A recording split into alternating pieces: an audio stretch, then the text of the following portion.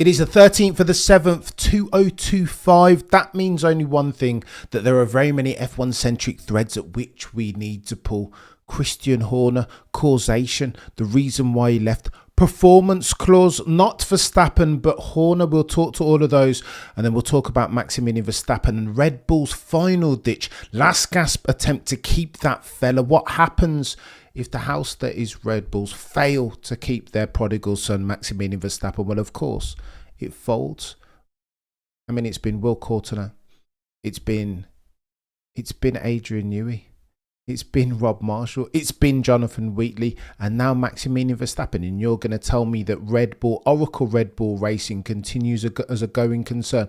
No bloody chance. But in the first instance, let's talk to Christian Horner, because Crofty of Sky Sports F1, the internationally syndicated broadcaster, they've come out and said a couple of different things, that if Horner's going to go anywhere, it will be Alpine on the grounds of equity, lest we forget that Christian Horner always considered himself a CEO come shareholder, wanted to be desperately Toto the boy who cried wolf. He was a 33% owner of Mercedes AMG Petronas.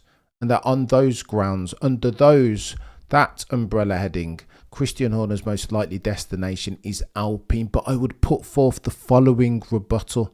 Alpine hired Fabio Briatore. Fabio Briatore is one to micromanage. Do you think Christian Horner is one to be micromanaged? I think not. He was the Caesar at the gate as far as team principal of Oracle Red Bull Racing. He doesn't want to be micromanaged. That might be one of the reasons why he had to go in the first instance. The Thai Charlo Navija, the 51% owner of Red Bull, decided they didn't like it. And in the second instance, my second rebuttal to Crofty's thesis is as follows. If you are Alpine and you hire Fabio Briatore with a view to bring up the asset value of the team so that one day in the not too distant future you can sell for circa 1.5 billion US dollars, why now would you start to give up equity? Non-rhetorical question. As a dude that's been involved in some rounds of fundraising, I don't think this is the time to start giving away equity if you are Alpine and you are looking to sell. Poke holes in that thesis, Crofty. I would contend that Christian Horner, again, sometimes there is no F1 smoke without F1 fire. And there is a dude over at Scuderia Ferrari, the red car with the yellow badge and black prancing course atop, that is under pressure now. Sliding doors settings. There is a final jigsaw puzzle piece over at Scuderia Ferrari, if word on the F1 curb is to be believed. John Elkann has been desperate to supersede Frederick Vasseur, not with anyone though, with Christian Horner.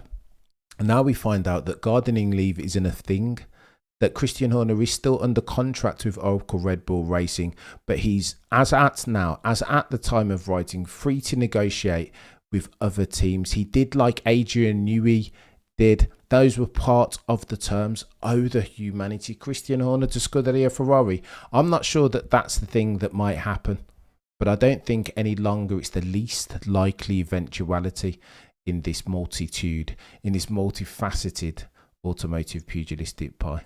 Christian Horner, go on, let me read this out to you because there's a couple of different things here. Christian Horner was proudly in charge of development for the 2026 engines. There is rumour, word on the F1 curb, but Formula.it, that they say that there was a performance clause, that Christian Horner as team principal failed to expedite for the rate of the power unit and its development. It was always going to be challenging. And you'll recall the discerning eye amongst you that Christian Horner kept saying that this is going to be challenging. 2026 is going to be difficult. We're doing this from scratch. Mercedes potentially have the advantage, but we're going to give it our all. Again, Freudian slip potentially, trying to tell us something. Was he Christian?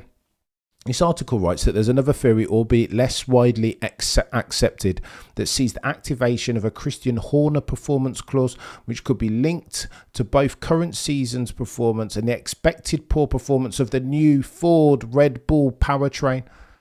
Developed in collaboration with Ford for 2026, the project is one of which Horner was completely proud and in charge for end to end. This was his baby. And if they're failing, as is rumoured, then who's going to take the fall for that? This article continues. If true and the performance of the Red Bull powertrain's engine isn't where they want it to be, that they haven't expedited for its learning curve as anticipated, it could set the team back years in terms of development. They could be forced to play catch up with the rest of the teams for a while before getting themselves back into competitive position. Now you know why there is a performance clause in Max Verstappen's contract. Now you know why the chatter, the word on the F1 curb is that Red Bull were failing at the altar of the 2026 powertrain. And if you don't believe me, let's see what Dr. Robs has to say. For context, Dr. Robs, not necessarily the most in the know guy, but as far as Red Bull things, he is right there. He has contacts, even friends who are currently working at Milton Keynes, and is a god tier F1 mind, if anything. And this is what he had to say. Okay, so I'll let you know what I've heard from various people over the course of the last 6 months. We're talking about the extent to which Red Bull have or haven't expedited for their power unit learning curve. Mercedes PU development, says Dr. Obbs, is very advanced. Multiple disconnected people saying the talk is they are currently in the best place performance wise, and that tallies, does it not? James Allison has told us that the feeling around the boys and girls from Brackley and Brixworth is not dissimilar to that of 2014. Split turbo hybrid settings, gone clear settings, 30 to 40 brake horsepower in terms of durable competitive advantage settings. Ops continues. Ferrari PU, many I talked to think it is the second best, but not far behind. The biggest concerns I hear from people is on reliability. Some think it could take time to work out the bugs. Honda power unit, at one point I heard it was really struggling. That was 6 months ago. Nothing since then, so maybe issues were all sorted. Red Bull powertrains is the biggest unknown. The rumour is that they're behind the curve. That's coming from other team folks I speak with.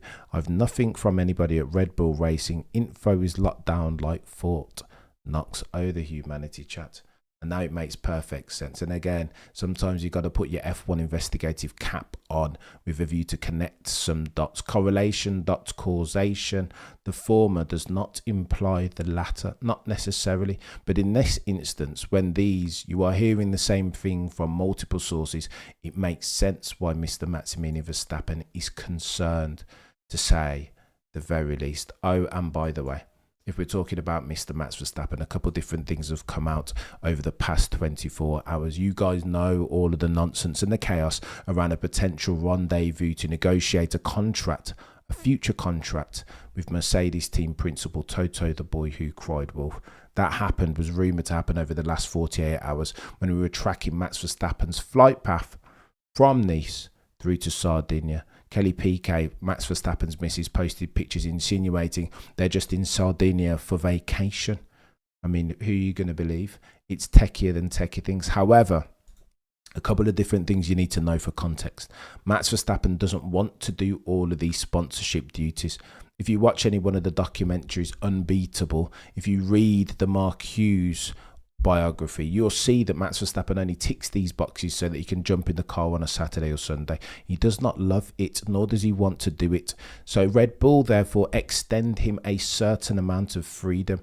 Max Verstappen has said on a gazillion occasions that he's more a racer than an F1 driver. The Red Line team for which he sim races always joke that he's a part-time F1 driver, full-time sim racer. And I think there are serious undertones there in Max Verstappen's mind, at least, and perception sometimes is reality. Therefore, if he's going to sign a new contract with Mercedes, one might argue, anticipate even, that Mercedes would have to extend Max Verstappen similar liberties, indulge his will to race in other formula, to go and test a GT car at the Nordschleife as an example. He did that very recently.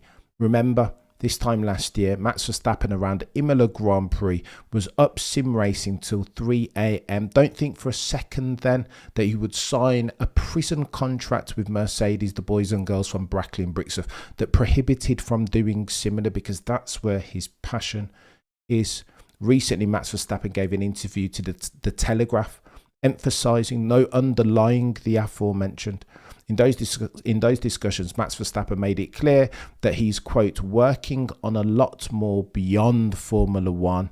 I think, continues Max Verstappen, quote, our first real conversation, mine and Toto Wolff, since 2021. We corrected a few things from that year and also talked a little bit about future perspective, said Max Verstappen. But, quote for me, it is not just about Formula One. I do a lot of things with Red Bull. Max Verstappen continues, everyone thinks that decisions about my future are purely based on what's going on here in this world, the weird and wacky world that is Formula One.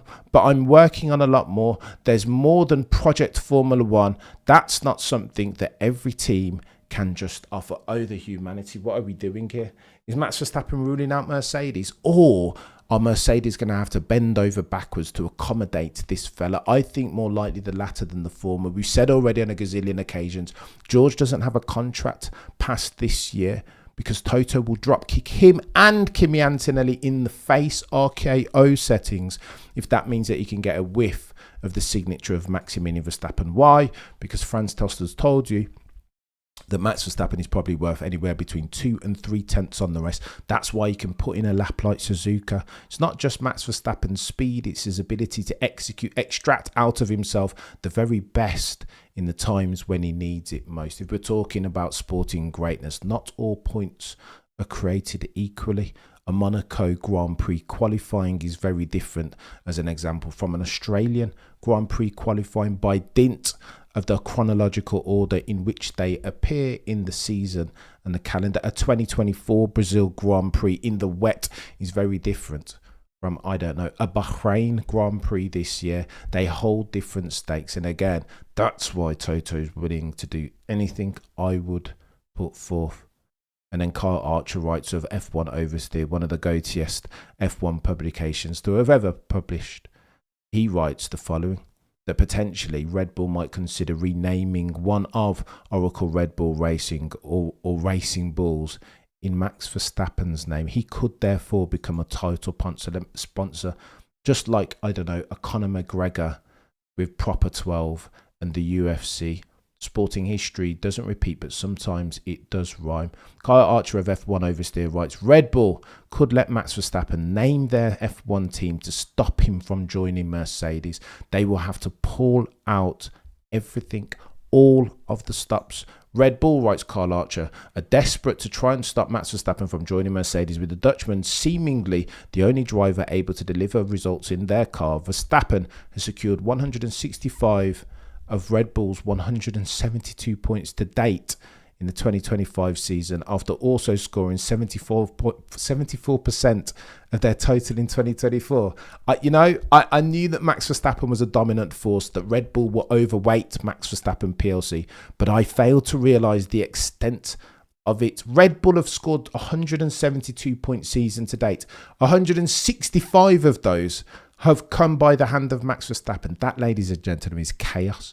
If you needed further proof that Red Bull need to pull all the stops, they need to go hard. There can be no length to which they can't go unless they want their team to perish. It will be very different already with Christian Horner no longer team principal, Caesar at the gate, settings, Wheatley's no longer there, Marshall, Newey no longer there, the last airbender, and then you're going to lose Max Verstappen on top of that. And by the way, this will be a double whammy. To lose Rob Marshall, to have him go off in the distance, sail off into the distance and retire is one thing, but to have him join a rival like, I don't know, McLaren, similar thing for Adrian Newey, right? If Adrian Newey retires, then it's a different thing. It is a loss, yet and still. But if Adrian Newey leaves Red Bull and then joins Aston Martin, double whammy settings, 6-pointer, if you're going to use the footballing analogy. Kyle Archer continues. Formula.it now reports that Red Bull could even let Max Verstappen become a title sponsor for one of their two teams. Horner's presence at Red Bull was highly inconvenient for such an idea originating in the paddock, yet his departure has made the prospect more plausible. Making Max Verstappen a title sponsor for Red Bull Racing, or letting him name their sister team currently operating as Racing Bulls, would allow Red Bull to capitalise on a Dutchman's global popularity. It could even prove influential in Max Verstappen deciding to stay.